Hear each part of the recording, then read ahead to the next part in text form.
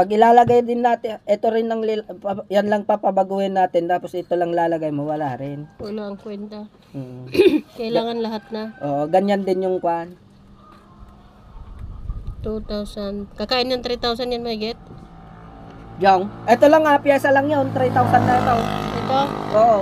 Tapos, magkano kayo yung pyesa? Ay, magkano kayo ano?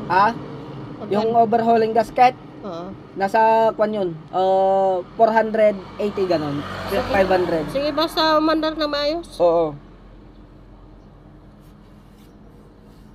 Nasa 5,000 lahat to. Sige, walang problema. Kain ng 5,000 to. Oo. Kailan kaya darating yan? Order ako ngayon. Sige.